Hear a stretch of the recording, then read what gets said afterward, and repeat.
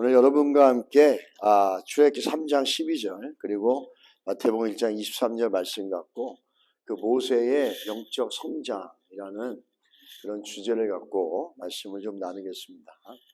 그 재밌는 통계가 하나 있는데 그 아침 방송에 비가 온다는 일기예보를 들었을 때 그것을 믿고 우산을 준비해서 집을 나가는 사람이 얼마나 될까 하는 것에 대한 통계입니다. 그 통계를 내봤는데 아침에 비가 옵니다라는 일기예배 뉴스를 듣고 우산을 들고 나가는 사람들은 40%밖에 되지 않는다고 합니다. 똑같이 듣지만 나머지 60%의 사람들은 우산을 갖고 나가지 않는다고 합니다. 같은 것들을 들어도 어떤 분들은 믿고 갖고 나가고 어떤 사람들은 그냥 무시해버리고 마는 거죠. 이런 통계를 보면서 한 가지 우리가 생각하는 것은 그 성경이 우리에게 말하는 것을 여러분과 저는 얼마나 믿고 있는가 하는 겁니다. 어쩌면 그 예수님이 4개의 밭을 비유를 들었는데 하나님의 말씀을 듣고 그대로 신뢰하고 받아들이는 사람들은 어쩌면 40%보다 더 적을 수도 있습니다. 여기서 40%라고 그랬지만 우리 성경은 25%입니다. 4명 중에 1명이니까요. 그 상당히 적은 숫자가 되는 거죠. 오늘 그 성경을 통해서 보면서 굉장히 중요한 우리 신앙의 기초이자 그 신앙의 전부가 되어진다고 할 수 있는 중요한 내용이 있습니다. 우리는 사실 그거를 좀 하나의 이론으로 이해를 하고 살지 신앙의 한 이론으로 이해하면서 그냥 살아가는 거지 정말 그 믿음으로 그 믿음의 고백을 갖고 사는 경우는 참 많지 않은 것 같습니다. 우리가 그 믿음은 뭐냐면 올 한 해 우리가 그 말씀을 정했던 것처럼 이 말씀은 또 어떻게 보면 좀 다르게 얘기하자면 이럴 수도 있습니다. 하나님으로는 사람으로는 어렵지만 하나님으로는 가능합니다 라고 하는 이 말씀은 다른 말로 말하면 하나님은 늘 우리와 함께 하십니다 라고 이렇게 좀 바꿔볼 수도 있다라는 겁니다. 우리가 성경에서 처음이자 마지막으로 우리에게 끊임없이 얘기하는 게 뭐냐면 그 하나님 우리와 함께 하신다는 겁니다. 우리가 하나님 우리와 함께 하심을 통해서 그 인생이 굉장히 부유하고 많은 열매를 맺은 삶이 있었죠. 그 삶이 이제 대표적으로 요셉입니다.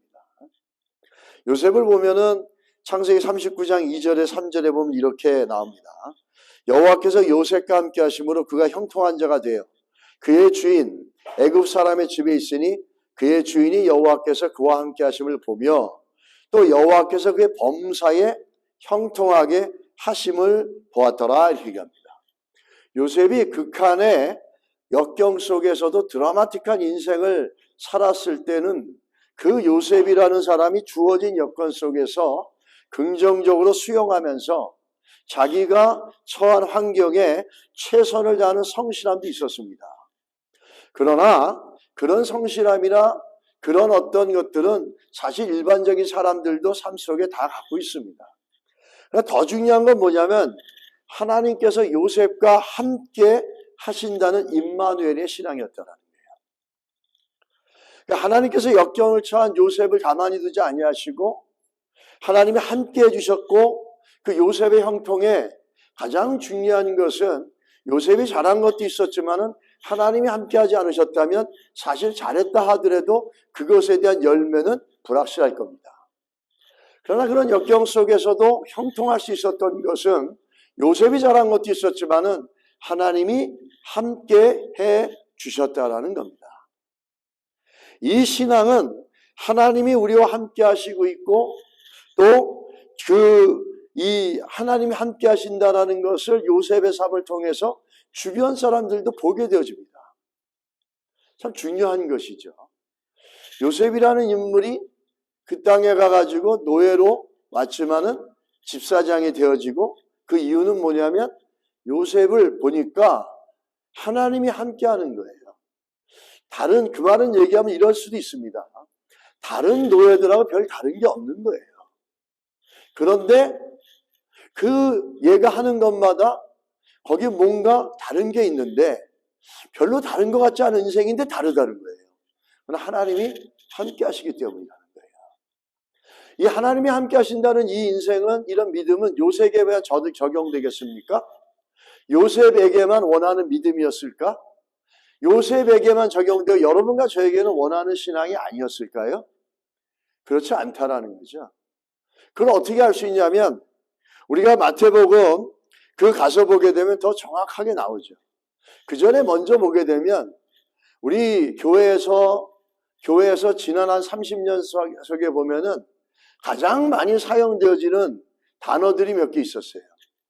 그 중에 하나는 비전이란 말이고, 그 다음에는 영성이란 말입니다.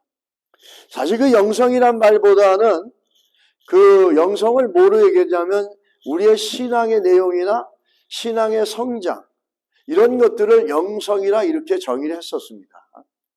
그거 좀 더 정확하게 말하면은 영성이란 말 속에는요, 불교도 영성이라고 그러고, 힌두교도 영성이라고 그러고요, 모슬렘도 영성이라고 그러고요, 무속신앙인도 영성이라고 그럽니다. 사실을 정확하게 말하면 영성이라는 이 말 속에는 잘못하면은 기독교도 똑같고, 모슬렘도 똑같고, 힌두교도 똑같고, 저기 또 무속신앙도 똑같아지는, 이렇게 되어질 수 있는 가능성이 참 많은 용어입니다. 그래서 요거보다는 더 정확하게 뭐냐면 예수 믿는 신앙의, 성도의 신앙, 이거를 영성이란 얘기죠. 영성이란 말보다는 더 정확하게 말하면 예수 믿는 성도의 신앙이란 말이 더 정확한 겁니다. 영성이란 말로 불교도 쓰고 힌두교도 쓰고 모슬렘도 쓰고 무속신앙도 써가지고 이것도 저것도 다 섞어버리는, 이런 종교다원주의에서 나온 대표적인 결과물이 영성이란 단어라고 할 수 있다는 겁니다. 이 영성이란 단어 굉장히 참 많이 썼던 건데, 이 말은 다른 말로 말하면 신앙의 성장, 신앙의 성숙, 영적인 성숙, 이런 것들을 정의해서 함축적으로 얘기하고 있다고 볼 수 있습니다. 그럼 중요한 건 뭐냐? 기독교 신앙에서, 성경에서 말하는 신앙 중에 중요한 거는 뭐냐는 거죠. 신앙의 성장, 영적 성장이라고 얘기할 때 무엇을 보고 신앙의 성장, 영적 성장이라고 얘기하냐라는 거죠. 신앙이 자라야 돼, 신앙이 성장해야 돼, 영적으로 성장해야 돼, 그렇게 우리가 얘기합니다. 그러면 이거에 정말 중요한 척도가 되고, 이거에 중요한 놈스, 스탠다드가 되는 기준은, 펀더멘탈한 아주 스탠다드는 어디 있냐는 거죠. 우린 그거는 생각 안 하고 신앙의 성장, 성숙, 영성이란 단어도 쉽게 너무 잘 씁니다.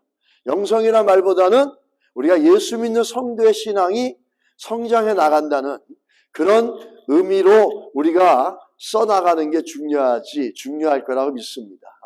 분별하라는 얘기입니다. 우리가 거기서.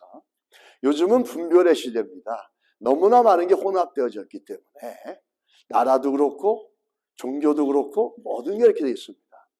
그러면 이 신앙의 성장, 영적 성장은 뭐냐라는 거죠. 뭘 보고 신앙의 성장이다, 영적 성장이라 얘기할 수 있냐는 거죠. 그게 바로 요셉에게서 나왔지 않습니까?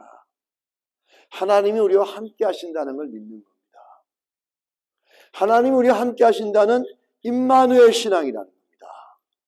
하나님이 우리와 함께 한다는 걸 믿는다면은 우리는 오늘 여기 써있는 마태복음 19장 26절, 사람으로는 불가능할지 모르지만 하나님은 다 가능하시다라고 하는 이 말씀을 믿을 수 있겠습니까? 없겠습니까?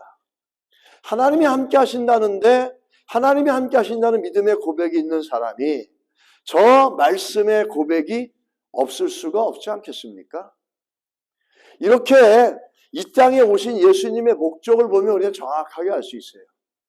예수님이 이 땅에 오셨을 때 제일 먼저 이 땅에 오시면서 요셉에게만 허락된 것이 아니라 이것이 우리 모두에게 요구하는 신앙의 근간이라는 것, 신앙의 루트, 신앙의 파운데이션이라는 것, 신앙의 기반이라는 것, 신앙의 기초라는 것, 이것들을 강력하게 얘기하고 있지 않습니까? 그게 마태복음 1장 23절이죠. 보라 처녀가 잉태하여 아들을 낳은 것이요 그의 이름은 임마누엘이라 하리라 하셨으니 이를 번역한즉 하나님이 우리와 함께 계시다 함이더라. 하나님이 예수 그리스도를 이 땅에 보내신 목적이 있습니다. 하나님 우리에게 이 땅에 예수 그리스도를 보내신 목적은 그분으로 말미암아 우리의 죄가 속죄되어지고 용서되어지고 십자가에 달려 죽으심으로 우리의 죄를 용서해 주시고 이런 구원의 역사도 있지만 더 중요한 건 뭡니까? 하나님 우리와 함께 하신다는 거예요. 하나님 우리와 함께 하신다라는 걸 예수 그리스도 이 땅에 보내시면서 십자가의 사건을 통해서 성취하고 확증시켜 주셨다라는 거예요. 그러면서 예수께서 이 땅에 오신다 그랬을 때 제일 먼저 하나님이 성령이 나타나서 하시는 말이 그의 이름을 임마누엘이라 하라 그러지 않습니까? 그거는 주님이 우리와 함께 하신다.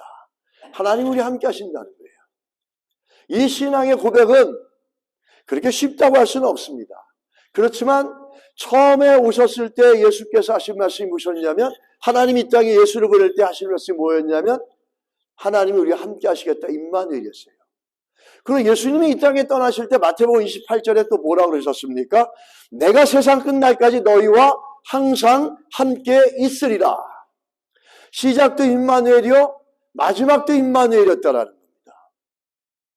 우리가 이걸 보면서 예수께서 이 땅에 오셔서 하나님 우리를 향해서 원하시는 믿음이 무엇인지를 볼 수 있다는 거예요. 자, 여기서 조금 다른 얘기지만 내가 하나님이 우리와 함께 하신다라는 믿음의 고백이 있다면 우리는 사람으로는 불가능하지만 하나님으로는 다 이룰 수 있습니다라고 하는 이 놀라운 믿음의 고백을 가질 수가 있습니다. 또 하나님이 함께 하신다는 믿음의 고백이 있다면 우리에게는 또 어떤 일이 있을까요? 어디 가든 무엇을 하든 어디에 있든지 간에 하나님의 자녀로서 그 영적인 초점을 놓치지 않는다는 거예요. 그 말은 뭐냐면 환경과 사람에게 휘둘리면서 끌려다니지 않고 하나님의 자녀로서 거룩함과 분별됨을 갖고 살아갈 수 있다는 겁니다. 할렐루야. 이게 임마누엘의 신앙입니다. 여기서부터 모든 신앙이 이어져 나온다고 얘기할 수 있다는 거죠.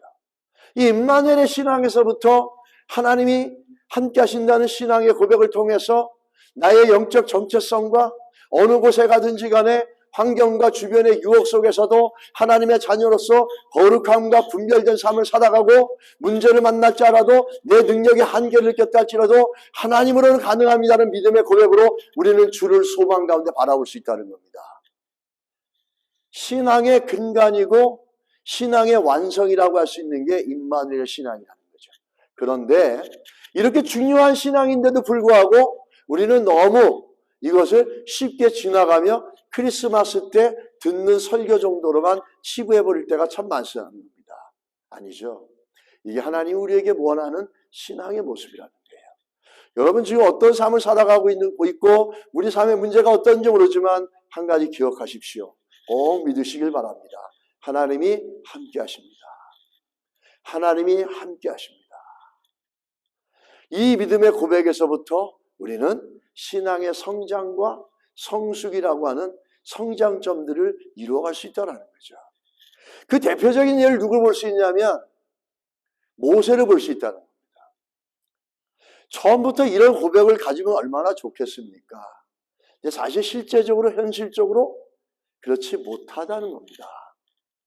그 대표적인 게 모세예요. 모세를 보면 우리 모세의 신앙에 대해서 많이 얘기하지 않습니까? 근데 모세의 신앙에 대해서 많이 얘기하지만 모세가 어떻게 성장해서 발전해 왔는지에 대해서는 잘 모릅니다. 그리고 모세가 성장하고 성숙하고 발전되어졌다 영적으로 라고 하는 기틀과 그것에 대한 변화점이 어디에 있는지를 잘 모릅니다. 오늘 그 모세를 좀 살펴보고 싶습니다. 모세의 초창기 신앙의 모습은 어땠습니까? 신앙이라기보다는 그 사람이 갖고 있는 내면의 모습들이 어땠냐라고 하는 게 좋겠죠. 첫 번째, 그 모세의 삶을 보면은 어떤 단계의 삶을 살았냐면 사람을 의식하는 단계였어요. 출애굽기 2장 12절에 가서 보시게 되면은 좌우로 살펴 사람이 없음을 보고 그 애굽 사람을 쳐 죽여 모래에 감추니라 이렇게 얘기합니다. 주변에 사람이 있나 없나를 보는 거죠. 이걸 갖고 무슨 사람을 의식한다고 할 수 있겠습니까? 근데 사도행전에 가서 보십시오. 저는 그 형제들이 하나님께서 자기의 손을 빌어 구원하여 주시는 것을 깨달으리라고 생각하였으나 저희가 깨닫지 못하였더라. 무슨 얘기를 하고 있냐면 출애굽기 2장 12절에서는 사람을 의식하고 또 사도행전 7장 25절에서는 사람에게 인정을 받으려고 하는 겁니다. 초창기 처음에 모세의 신앙을 보게 되면 사람을 의식하고 사람의 인정을 받으려고 하는 모습들로 가득 차 있었던 게 모세의 모습이었다라는 거예요. 처음부터 하나님이 함께 하심을 믿습니다. 나와 동행해 주십시오. 이랬던 게 아니라 자기 능력을 가지고 있는 것들을 과시하고 싶고 사람들이 그 능력을 인정해서 네가 우리의 리더가 되어줘서 우리를 애굽에서 건져줘라. 이 힘든 노예 생활에서 나를 건져줘라. 우리를 건져줄 너밖에 없다. 이렇게 인정을 받고 싶었지만 아무도 인정해 주지 않았어요. 그러면 사람을 의식해가지고 자기의 범죄를 덮습니다. 모세의 젊은 시절이라고 할 수 있는 신앙의 모습들을 볼 수 있다는 겁니다. 특별히 사도행전에서 보여주고 있는 것처럼 자기 손을 빌어 구원하여 주시는 것을 생각하였고 사람들이 믿어주길 원했지만 아무도 모세를 믿어주지 않았어요. 모세는 얼마나 잘났습니까? 그 당시에 최고의 슈퍼 파워 컨트리가 애굽이었어요. 거기에서도 어디에 다녔습니까? 로얄 스쿨을 다녔어요. 왕립학교를 다녔다는 겁니다. 유럽에도 보면은 왕립학교라는 게 있죠. 그 왕족들만 다니는 학교에서 최고의 학문과 최고의 이론과 모든 것들을 배웠던 겁니다. 그러니까 자기 안에 자신감과 의욕이 얼마나 대단했겠습니까? 그러면서 자기 엄마로부터 자기가 히브리인이라고는 신앙의 정체성을 가졌으니 야 내가 배우고 내가 가지고 있는 지식과 내가 갖고 있는 능력으로 내 백성을 내가 구원시켜 나가야 되겠다 라고 하면서 사람들에게 인정받으려고 굉장히 노력했다라는 겁니다. 자기가 갖고 있는 능력을 통해서. 이건 무슨 얘기입니까? 하나님께서 하나님의 인정과 하나님의 인준과 하나님의 허락과 하나님이 함께 하심보다는 자기의 능력으로 사람들에게 인정받고 사람들을 의식하는 걸로 가득 차 있었던 게 모세의 젊은 시절의 모습이었다는 거예요. 한 가지 중요한 거는 여러분 아무리 우리가 뛰어난 능력이 있어도 하나님이 함께 해주시지 않으면은 결코 그 능력을 사용할 수 있는 여건과 조건이 이루어지지 않습니다. 그걸 역설적으로 얘기해 주는 게 누구냐면 요셉이지 않습니까? 요셉은 아무것도 없는 노예로 팔려온 사람이었지만 하나님이 함께 해주시니까 그 환경 속에서 그 여건 속에서도 탁월한 모습으로 드러나는 것들을 볼 수 있습니다. 반대로 모세같이 아무리 탁월한 능력이 있어도 하나님이 인정하시고 하나님이 함께 해주시지 않으면 그 능력이 오히려 어떻게 됩니까? 사람들에게 인정받으려고 사람들의 인정을 구걸하려고 하는 도구가 되어지는 초라한 모습으로 되어진다는 거죠. 그렇게 추구했던 요 모세는 어떻게 합니까? 결국은 그렇게 인정받으려고 했던 사람들에게 상처받고 그렇게 사람들이 인정해줘서 자기를 따라줬으면 했는데 그들로부터 그 배신을 받고 쫓겨나며 광야로 밀려가는 걸 모습을 볼 수 있다는 겁니다. 이게 초반에 모세의 모습이었다라는 거죠. 만약에 여러분과 제 안에 이런 모습이 있다면 오늘 이 모세의 삶을 통해서 바뀌어지는 은혜가 있기를 주의로 축복합니다. 우리는 우리의 신앙생활 하면서도 모세의 이런 모습에서 머물러 있을 때가 참 많아요. 내가 이런 능력이 있으니까 교회 가서 인정받겠지. 내가 이런 능력이 있고 이런 경험이 있고 이런 게 있으니까 이렇게 되겠지.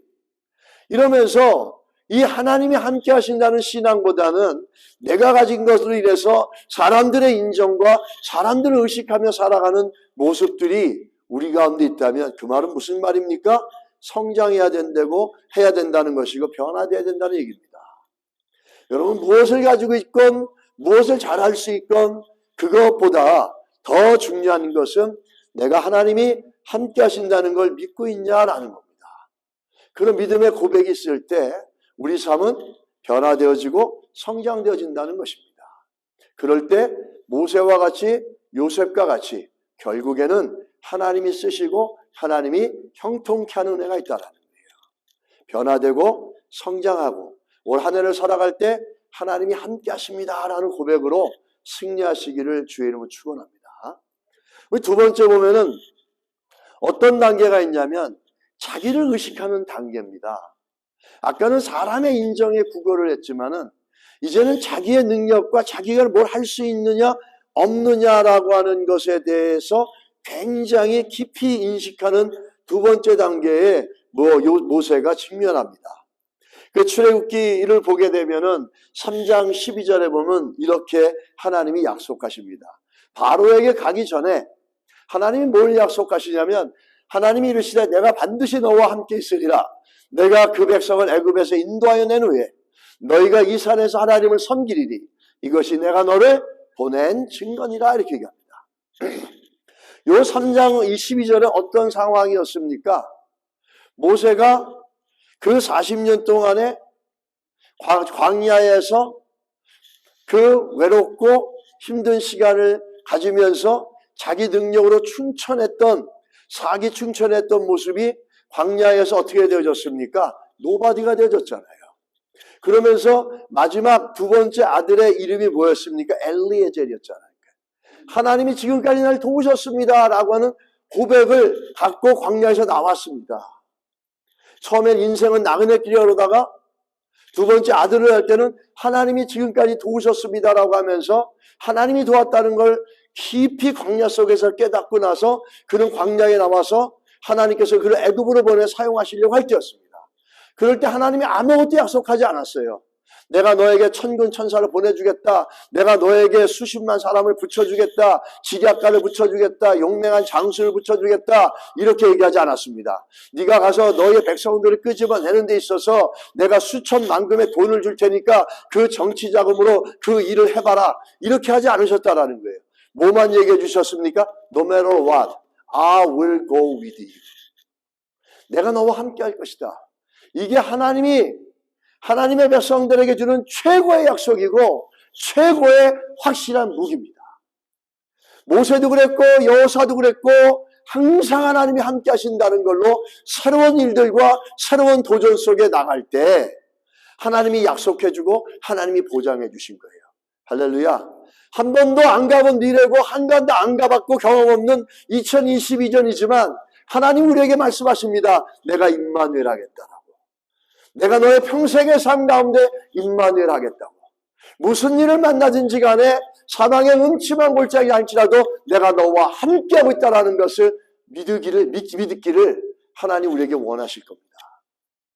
이 모세는 그런 가운데 나왔는데 내가 너와 함께하겠다라고 얘기를 하시지만 모세는 그거를 믿지 못합니다. 왜 믿지 못하냐면 자기의 능력, 자기가 가진 어떤 그 역량, 여기에 너무 깊이 의식하고 있는 거예요. 그것이 우리가 3장 11절에 보면 이렇게 나옵니다. 모세가 하나님께 이르되 내가 누구이기에 바로에게 가며 이스라엘 자손을 애굽에서 인도하여 내니까 내가 누구기에? 하나님이 함께 해주신다 그랬는데 반응은 뭐죠? 내가 누구기에? 내가 누구기에 어떻게 내 백성을 인도해 내겠습니까? 이거죠. 하나님의 포커스는 뭐냐면 네 능력이 아닙니다. 하나님의 포커스는 네 능력을 한다는 게 아니라 내가 함께 할 것이라는 거죠. I'll go with you no matter what. I'm not care about who you are. 오케이? 이렇게 얘기하고 있는데 거기에는 관심이 없고 자기의 의식을 생각하는, 자기 능력을 의식하는 거예요. 여러분, 하나님은 우리의 능력으로 우리를 쓰시는 게 아니라 하나님 우리를 훈련하셔서 하나님이 우리와 함께하고 있다는 믿음의 고백을 가지고 있는 자들을 통해서 하나님의 일하시고 하나님의 역사를 만들어 가십니다. 이 요셉은 하나님이 함께 하신다라고, 모세는 하나님이 함께 하신다 그랬는데도 자기의 능력, 내가 누구기에 내가 그런 일을 할 수 있습니까? 자기의 능력에, 자기가 가진 역량에, 자기가 갖고 있는 것에 너무 깊이 의식하고 있었다라는 겁니다. 그것이 뭘 얘기하는 겁니까? 하나님이 함께 하시겠다라는 언약의 말씀을 붙잡는 믿음의 장애물이 되어졌다는 거죠. 그리고 또 한 가지, 그의 과거입니다. 과거에 사람을 죽이지 않았습니까? 근데 다시 돌아간다라는 게 얼마나 힘들겠습니까? 하나님은 우리는 그리스도 안에서 새로운 피조물이라 그랬습니다. 우리가 과거를 보시는 게 아니라 지금 내가 변화되어진 모습, 지금 내가 하나님을 어떻게 신뢰하고 있는지에 대한 것, 이것이 하나님 앞엔 중요한 것이지 내가 무엇을 할 수 있고 내 과거가 어떻게 되어졌냐, 하나님은 그걸 중요시 여기지 않습니다. 근데 모세는 하나님이 함께 하겠다는 말씀보다는 내가 누군데 내가 그 일을 할 수 있습니까? 내 능력이 뭐 얼마나 있다고 내가 그런 일을 할 수 있습니까? 라고 얘기하고 있죠. 그리고 또 보면은 3장 13절에 뭐라고 얘기하십니까? 모세가 하나님께 이르되 내가 이스라엘 자손에게 가서 이르기를 너희의 조상의 하나님이 나를 너희에게 보내셨다 하면 그들이 내게 묻기를 그의 이름이 무엇이냐 하리니 내가 무엇이라고 그들이 말하리까? 이것도 자기가 그들을 설득하겠다는 얘기죠. 내가 무슨 말로 그들을 설득하겠습니까? 또 그들이 나를 믿어주겠습니까? 이런 얘기입니다. 결국은 이 모세는 자기가 무엇을 할 수 있을까? 자기의 능력에 너무 고립되어 있고 거기에 골몰해 있다 보니까 가장 중요한 건 하나님이 자신과 함께하고 있다는 것들을 그는 깨닫지 못합니다. 그러면서 모세는 계속해서 4장 1절에 가서 보면 이렇게 얘기합니다. 그들이 나를 믿지 아니하며 내 말을 듣지 아니하고 이르기를 여호와께서 내게 나타나지 아니하셨다 하리라, 이렇게 얘기합니다. 모세가 계속 변명을 하는 겁니다. 하나님 앞에 계속 변명을 하는 거죠. 그 사람들 내 말 믿지 않을 거예요. 하나님이 너한테 왜 나타났겠어? 그걸 어떻게 알겠어? 그래서 그들은 내 말을 믿지 않을 겁니다. 나를 믿어주지 않을 겁니다. 과연 그런 문제일까요? 또 10절에 가서 보면 나는 본래 말을 못하는 사람입니다, 이렇게 얘기합니다. 자기의 약점, 자기의 능력, 또 한 가지 다른 사람을 보내셔서 나는 이런 사람이니까 감당할 수가 없습니다, 하나님. 그러니까 다른 사람을 보내십시오, 이렇게 얘기하는 거죠. 모세가 여러 가지 말로 변명을 하고 여러 가지 것들로 자기가 안 된다라고 하나님 앞에 그렇게 변명하면서 하나님을 설득하고 있습니다. 과연 모세가 얘기하고 있는 저 내용 속에 저게 정말 문제가 될까요? 자기의 능력, 자기가 갖고 있는 언변력, 사람들의 불신, 사람들을 설득해야 되는 자기의 능력의 부족함, 이게 지금 바로에게 가는 데 있어서 못 가는 이유가 될까요? 진짜 문제가 뭐였을까요? 모세의 진짜 문제는 뭐였을까요? 모세가 지금 변명하는데 저 변명의 진짜 이유는 뭐였냐는 거죠. 자기의 능력이 안 돼서, 자기가 할 수 없기 때문에, 사람들에 대한 불신 때문에, 사람들이 자기를 못 믿어줄 거기 때문에, 자기 능력으로 그들을 설득할 수 없기 때문에, 이게 모세의 진짜 문제였을까요? 모세는 저 변명 속에 정말 중요한 말을 지금 하지 않고 있습니다. 정말로 하나님 앞에서 그 솔직하게 고백해야 될 말이 있었는데 그 얘기는 하지 못하는 거예요. 그게 뭐겠습니까? 하나님이 저에게 함께 하시겠다고 했는데 저는 사실 그걸 못 믿겠습니다, 이겁니다. 하나님이 나와 함께 하는 걸 못 믿겠습니다. 그게 믿어지지 않습니다. 그러다 보니까 뭘로 얘기하죠? 내 능력, 사람들의 불신, 내가 갖고 있는 역량, 이거는 도저히 안 된다는 거죠. 근데 모세의 진짜 문제는 그게 아니었죠. 왜? 그 문제는 입을 누가 만드셨습니까? 하나님 만드셨잖아요. 사람의 귀를 누가 만드셨어요? 하나님이 만드셨어요. 하나님이 하신다고 하면은 입의 문제가 아니라, 귀의 문제가 아니라 인간의 능력의 문제가 아니라는 거죠. 근데 모세는 그것들로 변명을 합니다. 근데 진짜 모세가 하나님 앞에 솔직하게 고백해야 될 건 뭐냐면, 하나님이 저와 함께 한다는 걸 믿을 수가 없습니다. 하나님이 저와 함께 한다는 걸 믿을 수가 없기에 어떻게 나오는 거죠? 변명하는 겁니다. 이래서 못합니다. 이래서 안 됩니다. 이래서 안 되고 저래서 못합니다. 라고 얘기하는 거죠. 근데 그 변명되는 뭐가 있습니까? 하나님, 저와 함께하는 거 제가 믿을 수가 없습니다. 이게 솔직한 고백이죠. 여러분 어떠십니까? 여러분의 삶을 살아가면서 우리가 정말 이렇게 삶을 살아가면서 두렵고 염려되고 근심되는 것들이 참 많습니다. 누구 때문에 이런 문제가 생겼고 환경이 이래서 바뀌어서 이렇게 됐고 이렇게 수없이 말을 하는데 그 근심과 염려의 뿌리는 뭐냐면 모든 상황이 어떻게 바뀔지라도 하나님이 나와 함께 하신다는 것에 대한 견고한 믿음의 고백이 없길래 우리는 눈에 보이는 환경이나 여건을 탓하면서 염려와 근심에 붙잡혀 갈 수밖에 없다라는 겁니다. 우리는 하나님 앞에서 염려와 근심이 있을 때 좀 정직하게 물어봐야 됩니다. 하나님이 정말 저와 함께 하십니까? 하나님 정말 제가 하나님이 함께 하는 걸 믿습니까? 이 땅에 예수를 보내시고 예수가 이 땅을 떠나면서 끊임없이 처음과 마지막에 이어왔다는 건 임마누엘의 신앙이었는데 그 예수를 믿는 내가 그 예수를 믿음으로 나에게 주시겠다고 하는 믿음의 고백인 임마누엘의 신앙의 고백이 나에게 있습니까? 있다면은 우리는 당연히 어떤 고백이 나옵니까? 사람으로는 불가능하지만 하나님으로는 가능합니다라는 고백이 나온다는 거죠. 우리는 우리가 가지고 있는 환경과 여건 때문에 원망하고 절망하는 걸 너무나 당연하게 여깁니다. 근데 내가 예수를 믿고 그리스도 안에서 하나님이 나에게 요구하는 신앙의 모습, 그리고 내가 그 신앙의 모습을 가지고 있지 못한 것에 대해서는 돌아보고 점검하지는 못한다는 거죠. 우리의 염려와 근심의 뿌리는 사실은 어디에 있냐면 하나님이 나와 함께 하십니다라는 그 믿음의 뿌리가 흔들리고 있기 때문이라는 거죠. 그 믿음의 뿌리가 견고하게 내려있지 않기 때문이라는 거죠. 우리의 신앙이 성장하지 못하고 날마다 쓰러지고 원망하고 절망하고 낙심하는 이유가 뭐가 어디에 있겠습니까? 하나님이 나와 함께하고 있다라는 이 신앙의 뿌리가 견고하게 내려가 있지 않기 때문에 우리는 작은 거에도 절망하고 사람의 인정에 갈급해하고 그걸 못 받으면 낙심하고 실망해 나가는 게 우리의 신앙의 모습이 될 때가 너무 많다라는 겁니다. 한 해 동안에 우리의 삶 가운데 무엇보다도 하나님이 함께 하십니다는 믿음의 고백으로 여러분 승리하시기를 주의 이름으로 축원합니다. 또한 그런 고백 위에서 우리의 신앙의 성장이 있고 신앙의 성숙이 일어나는 겁니다. 그 고백이 없고 그런 믿음이 없는데 어떻게 신앙이 성장하고 자랄 수가 있어요? 수십 년을 예수를 믿어도 변화가 일어나지 않는다는 거죠. 환경이 바뀌고 사람이 바뀌면 내가 누구인지를 잃어버리고 하나님이 나와 함께하고 있다는 걸 잊어버리고 환경 따라 사람 따라 흔들리고 따라갈 때가 너무 많다라는 겁니다.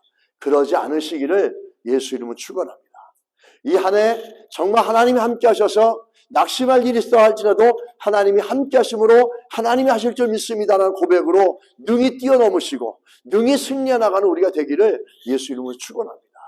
이게 신앙의 시작이고 이게 믿음의 성장점이고 이게 믿음의 완성이라는 거죠. 아무리 많은 훈련을 받으면 뭐합니까? 문제 속에 하나님이 나와 함께합니다라는 믿음의 고백이 없다면 아무리 많은 신앙교육 받고 아무리 많은 신학 공부를 하면 무슨 의미가 있겠냐라는 거죠. 성경이 우리에게 요구하는 그 신앙을 붙잡지 못하고 산다면 우리의 신앙은 늘 좌로나 우로나 치우칠 수밖에 없다라는 겁니다. 믿으시기 바랍니다. 하나님이 함께 하십니다. 그래서 성장하고 그래서 새로워지고 그래서 이 한 해를 정말 열매 있는 한 해가 되기를 주의 이름으로 간절히 소원하고 축복합니다. 우리가 이걸 보게 되면 똑같은 상황이었는데 전혀 다른 반응을 하는 사람이 있어요. 모세에게 하나님이 함께하겠다 얘기했지만 모세는 구구절절 변명만 해댑니다. 똑같은 상황인데도 정말로 그 상황 속에서 똑같은 말씀을 들었는데 그걸 담대하게 받아들인 사람이 있어요. 그게 뭐냐면 예수 그리스도의 어머니인 마리아입니다. 마리아를 보십시오. 그에게 들어가 가로되 은혜를 받은 자여 평안할지어다. 주께서 함께 하시도다 이렇게 얘기합니다. 그렇게 얘기를 해주죠. 그러면서 29절에 처녀가 그 말을 듣고 놀라 이런 인사가 어찌함인가 생각하며 천사가 이르되 마리아여 무서워하지 말라. 내가 하나님께 은혜를 입었으니 대저 하나님의 모든 말씀은 능하지 못하심이 없느니라. 마리아가 이르되 주의 여정이 오니 말씀대로 내게 이루어지이다 하며 천사가 떠나가니라. 똑같은 상황인데 모세는 거기 어떻게 하죠? 자기의 능력을 보면서 내 능력으로 안 됩니다, 이런 거 저런 걸로 변명하는데 그 변명의 뿌리는 뭡니까? 그 변명의 실체는 뭡니까? 하나님이 나와 함께하는 걸 나는 못 믿겠습니다. 그게 그 변명의 배경이에요. 근데 아무것도 아닌 이 여정을 보십시오. 금방 얘기하죠. 내가 뭐겠습니까? 나는 여정밖에 아닙니다. 이 비천한 계집종, 이 여종에게 하나님 말씀한 대로 그대로 이루어질 수 있습니다. 같은 메시지를 전달했는데 마리아는 변명의 여지가 없어요. 이건 상당히 무서운 고백이에요, 사실은. 목숨을 내놓는 거죠.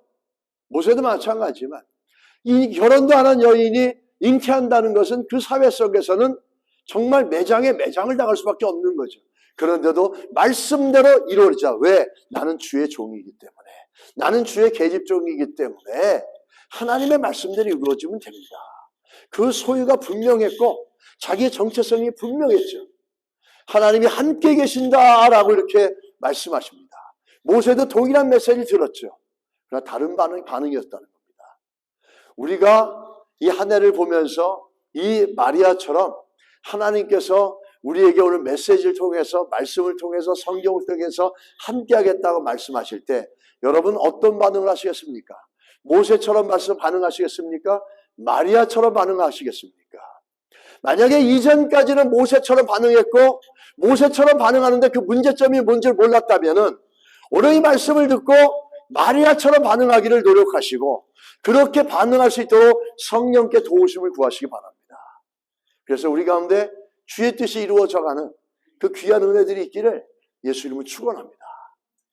또 이 하나님이 함께하고 있다는 걸 모를 때 한 가지 참 중요한 건 뭐냐면 이스라엘 백성들의 광야에서 얼마나 많은 불평을 합니까?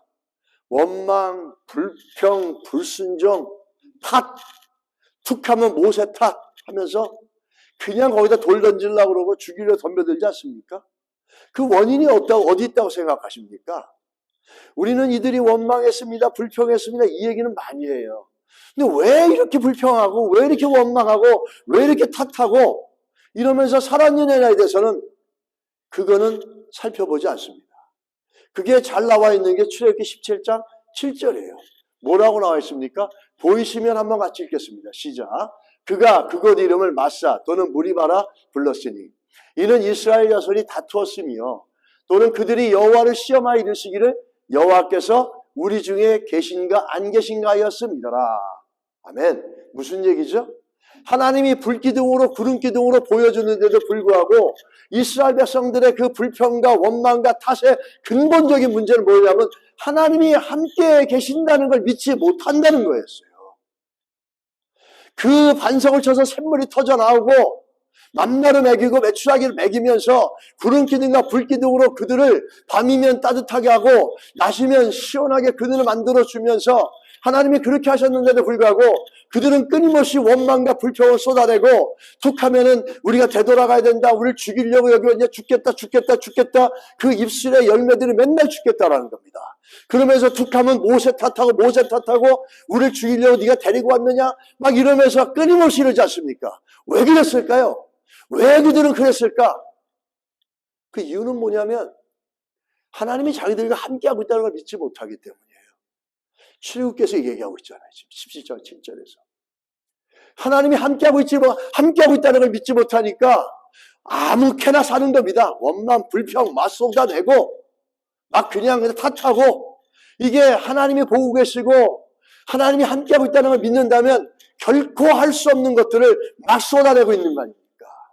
그러면서 하나님도 시험하고 먹고 마시는 문제가 아니었어요. 이 사람들에게는 광야에 살아서 불편하다는 이런 문제가 아니었어요. 원망의 근원은 물과 먹는 게 없고 애굽에서 살 때보다 불편한 것, 이 문제가 아니라 무슨 문제였죠? 하나님이 함께 계시는 것을 믿지 못했다라는 거예요. 우리도 하나님이 함께 계시는 걸 믿지 못하면 어떤 상황에 갔더라도 원망과 불평과 탓을 할 수밖에 없다라는 겁니다. 조금만 불편하고 조금만 인정되지 않고 조금만 뭔가 거슬리면 그냥 그게 원망으로 불평으로 나오는데 너무나 합리적이에요. 누가 이랬으니까? 여건이 이랬으니까? 내가 이래서 여기서 이렇게 피해받았으니까 불편했기 때문에 이렇게 나오는 거죠. 근데 그런 이유 속에 세상 사람은 모르겠습니다. 그러니까 예수 안에 있다고 고백하는 사람들 안에 그런 원망과 불평의 뿌리는 어디에 있습니까? 하나님이 함께하는 걸 믿지 못하기 때문이에요. 그래서 하나님이 함께한다는 믿음이 신앙의 성장점이고 신앙의 완성이고 신앙의 성숙과 성장을 바로 그 부분에서부터 시작되는 겁니다. 하나님이 함께하고 있다는 걸 믿는다면 광야에서도 불편하고 힘든 것도 있겠지만 그 가운데서도 우리는 하나님의 임재를 믿고 하나님 앞에 감사하며 그분이 이끌어 가시고 그분이 인도하실 걸 소망 가운데 바라볼 수 있다는 겁니다. 또 우리가 얼마 전에 이번 주에 읽었던 창세기 내용이죠. 그 소돔과 고모라를 갖다 멸망할 때 아브라함을 기억해서 그 하나님께서 롯을 어떻게 하죠? 끊임없이 기회를 주며 구원시키지 않습니까? 근데 롯의 고백을 보십시오. 최종적으로 하나님이 그 지역의 성을 멸하실 때 곧 롯에 거주하는 성을 엎으실 때에 하나님이 아브라함을 생각하사 롯을 그 엎으시는 중에서 내보내셨더라. 롯이 소알에 거주하기를 두려워하여 두 딸과 함께 소알에서 나와 산에 올라가 거주하되 그 두 딸과 함께 굴에 거주하였더라. 무슨 얘기입니까? 롯은 하나님이 그렇게 자기를 그 심판 가운데서 건져내고 보호하시고 이끌어주시고 메시지 주고 끊임없이 이끌어주셨는데 하나님이 하시고 하나님이 함께한 것들은 다 잊어버린 거예요. 다 잊어버리고 눈에 보였던 봤던 제왕과 하나님의 심판에 그것만 보고 무서워서 동굴로 도망갔다는 겁니다. 하나님께서 자기를 보호하고 지키시고 이끌어온 거 보지 못하고 눈에 보이는 그 심판과 부정적인 것만 보고 하나님이 함께 하시기 때문에 순종하고 하나님이 함께 하시기 때문에 평안하고 하나님이 함께 하시기 때문에 담대한 게 아니라 하나님이 함께 하신다는 건 다 잊어버리고 두려워서 산으로 동굴로 도망을 갔다는 겁니다. 여러분 어떠십니까? 롯처럼 하나님이 우리 인생 가운데 지금까지 이끌어주시고 인도하신 것들은 다 잊어버리고 작은 불평의 거리, 조그만 어떤 불편함들, 조그만 힘든 것들 우린 그걸 보면서 임마누엘을 잊어버리고 두려워 떨면서 근심 가운데 동굴로 들어가 숨어버리는 롯과 같은 모습은 없는지 우린 점검하고 살펴보고 그 가운데서 나와야 될 줄 믿습니다. 그 가운데서 성장해 가야 될 줄 믿습니다. 우리 그 마지막으로 이제 모세의 확신입니다. 모세가 어떻게 바뀌었는가? 그렇게 사람을 의식하고 awareness of my ability, 내가 가지고 있는 능력을 의식하고 이렇게 살았던 모세가 바뀝니다. 후반에 가서 모세가 바뀌어요. 그게 잘 나와 있는 게 출애굽기 33장 14절로 16절이에요. 같이 한번 읽겠습니다. 시작. 여호와께서 이르시되 내가 친히 가리라. 내가 너를 쉬게 하리라. 모세가 여호와께 아뢰되 주께서 친히 가지 아니하시려거든 우리를 이곳에서 올려보내지 마옵소서. 나와 주의 백성이 주의 목전에 은총을 입은 줄을 무엇을 알리까? 주께서 우리와 함께 하심으로 행하심으로 나와 주의 백성을 천하 만민 중에 구별하심이 아니니까. 참으로 놀라운 고백입니다. 참으로 놀라운 변화입니다. 초창기 어떻게 했습니까? 하나님이 함께 하신다고 해도 믿지 못했어요. 불평과 그 여러 가지 것들로 변명만 쫙 늘어났어요. 그랬던 모세가 지금 어떻게 하죠? 하나님 나랑 안 가시면 안 됩니다. 하나님 우리 안 가시면 안 됩니다. 제발 같이 가주십시오. 이렇게 하나님의 임재와 동행과 임마누엘을 간구하는 믿음의 모습으로 변화되어졌다는 거예요.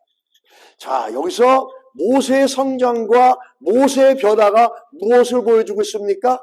모세의 성장과 변화의 가장 중요한 변화라고 얘기할 수 있는 점이 무엇입니까? 하나님의 동행, 하나님의 임재의 가치, 하나님과 함께 하시고 하나님이 함께 하셔야만 된다는 것. 그리고 그 하나님이 함께 하실 때 우리가 어떻게 하죠? 세상 사람과 구별된다는 겁니다. 이것을 모세가 알게 됐죠. 모세가 깨닫게 됐죠. 그러므로 믿게 되어졌죠. 그래서 모세 후배는 하나님이 같이 안 갈까봐, 하나님이 나와 함께 안 해주실까봐 그것이 우려가 되고 그것이 근심이 된 겁니다. 자기 능력을 의식하고 사람을 의식했던 모세의 모습하고는 지금 후반에 보이는 모습하고는 너무 totally change입니다. 리버스가 돼버립니다. 완전히. 그전에 하나님이 내가 함께 하겠다 이런데도 못 믿었는데 이제는 하나님께서 그 말씀 안 하니까 하나님 왜 그 말씀 안 하십니까? 우리와 함께 해주셔야 되지 않겠습니까? 하나님이 함께 해주셔야지 우리의 영적인 정체성도 생기고 하나님의 백성으로 하나님의 자녀로서 세 사람 한 사람과 구별되며 거룩하고 경건하게 살아갈 수 있지 않습니까? 물론 이 얘기는 제가 하는 건 얘기지만 그렇게 모세가 바뀌었다라는 겁니다. 바뀐 걸 어떻게 할 수 있습니까? 하나님이 함께 하신다는 걸 믿게 되고 하나님이 함께 하시는 것에 대한 그 임마누엘의 신앙의 소중함과 그 가치를 다시 한번 깊이 깨닫고 고백하는 모습을 보면서 모세가 변화됐고 모세가 성장했다는 걸 알 수 있다는 겁니다. 이게 모세를 통해서 우리에게 보여주는 귀한 그 영적 성장, 신앙의 성장을 보여주는 겁니다. 여러분 성장하는 한 해가 되시기 바랍니다. 하나님이 함께 하심을 믿어감으로 인해서 하나님이 하실 수 있음에 대한 기대감과 소망을 갖고 하나님이 함께 하심을 통해서 내가 세상 사람과 다른 하나님의 자녀로서의 정체성을 갖고 구별되고 거룩한 생각, 거룩한 마음으로 나가는 그 복된 한 해를 우리가 살아내야 될 줄 믿습니다. 하나님이 함께 하십니다. 하나님이 함께 하십니다. 하나님이 함께 하십니다. 믿으시기 바랍니다. 믿으셔서 정말 모세같이 성장하고 더 성숙해 나가는 우리의 모습들이 되어져야 될지 믿습니다. 마지막으로 하나의 간증을 좀 드리면 그 미국의 유명한 방송인 중에서 알트 링클레러라는 분이 계셨다고 합니다. 이분은 우리가 잘 아는 디즈니랜드를 만든 월트 디즈니하고 또 잘 아는 로널드 레이건 대통령하고 굉장히 친한 분이셨답니다. 그래서 디즈니랜드가 이렇게 개최가 될 때 이분이 방송인이었기 때문에 그걸 홍보를 너무 잘해줘서 그 디즈니랜드가 빠른 시간 내에 많은 사람들에게 알려줄 수 있었답니다. 이분은 그 하우스 파리라고 하는 CBS TV에서 하는 그 방송을 25년 동안 진행을 했고 또 MBC TV에서 하는 오라 프로그램을 19년 동안 인도하는 아주 그 저명하고 유명한 방송인이었습니다. 근데 이분이 그 방송으로 승승가도를 가르며 정말 명예도 얻고 인기도 얻고 부도 얻으면서 너무너무 부유하게 살았던 거예요. 너무너무 잘 살고 있는데 그러던 어느 날 무엇 하나 부족할 것 없고 무엇 하나 아쉬울 것이 없었던 그분에게 하루아침에 천충병력 같고 인생이 다 무너져 내리는 소식이 들려왔습니다. 1969년 10월 4일 자기가 너무나 사랑하는 막내딸 다이앤이라는 딸이 6층에서 뛰어내려서 스스로 목숨을 끊어버린 겁니다. 그때 나이가 21살이었는데 나중에 신문의 보도를 보니까 그 딸이 LSD라고 하는 마약을 복용하고 그가 뛰어내려서 자살을 했다는 겁니다. 그 딸이. 그런 보도가 나오자 너무나 사랑했던 막내딸을 잃고 난 그 링클레러는 딸의 시체로 안고 너무너무 통곡하고 울면서 그가 깨닫게 되어진 게 있었습니다. 내가 좀 더 가정에 충실하고 교회만 나갔어도 원래 예수님을 잘 믿는 사람이었는데 인생이 막 승승장구하다 보니까 교회와 거리를 멀리하고 신앙생활과 멀리하고 이렇게 되어졌었다는 겁니다. 그래서 그가 고백하기를 내가 내 딸을 데리고 교회만 잘 나갔어도 내 딸이 이렇게 되지 않았을 텐데 내가 하나님 버리고 주님 버리고 교회를 떠나서 세상 가운데 그렇게 살아갈 때 내 딸은 외롭고 지치고 마음의 상처와 수많은 것들로 그 삶이 너무 어려워지니까 스스로 자살을 했구나라고 하는 그것에 너무너무 가슴이 아팠던 거예요. 그런 일을 겪으면서 그는 깊은 회개를 하고 다시 주님 앞에 돌아오게 되어졌습니다. 그래서 신앙생활을 잘 하면서 그 교회 생활을 잘 사고 교회를 너무너무 잘 섬겼죠. 그래서 교회 그 집회를 다니면서 많은 목사님들과 집회를 다니면서 옆에서 늘 간증을 했답니다. 근데 이분이 했던 간증의 내용은 4가지로 정리할 수 있답니다. 그분이 늘 간증하는 게 뭐냐면 인생의 4가지의 성공의 비결이 있습니다. 라고 하는 거예요. 그게 뭐냐? 첫째, 겸손해야 합니다. 저는 교만하다가 무너진 인생이기 때문입니다. 그 둘째는 인내해야 됩니다. 살다가 가장 사랑했던 딸이 죽는 것과 같은 절망적인 일이 있어도 인내해야 됩니다. 또 셋째는 용기를 잃으면 안 됩니다. 아무리 어려운 일이 있어도 주저앉으면 안 됩니다. 주저앉을 수밖에 없는 일이 있어도 용기를 갖고 일어나십시오라는 거죠. 이게 3개고 마지막은 이 3개가 다 존재하게끔 만든 기반이 되고 초석이 되는 거예요. 넷째는 뭐냐면 가장 중요한 것은 하나님이 함께 하심을 믿고 그분의 인도하심을 받아 살아가는 것입니다. 라는 겁니다. 이게 있을 때 인내도 하고 다시 일어날 수 있는 용기도 나오고 또 겸손할 수 있다는 거죠. 그럼 우리가 살아가면서 너무너무 중요한 신앙의 기반이 되고 고백이 되는 건 하나님이 함께하고 계시고 그러므로 인해서 그분의 인도함을 따라가며 그분이 우리 삶과 함께함으로 그분이 싸워야 될 것 대신 싸워주시고 우리를 이끌어가고 계신다라는 그 모세가 변화되어진 모습처럼 우리도 그런 믿음의 모습으로 성장하고 변화되어져 가야 될 줄 믿습니다. 우리 옆에 분들 한번 인사하십시다. 하나님이 함께 하십니다. 하나님이 함께 하십니다. 기도하시겠습니다. 하나님 아버지 감사합니다.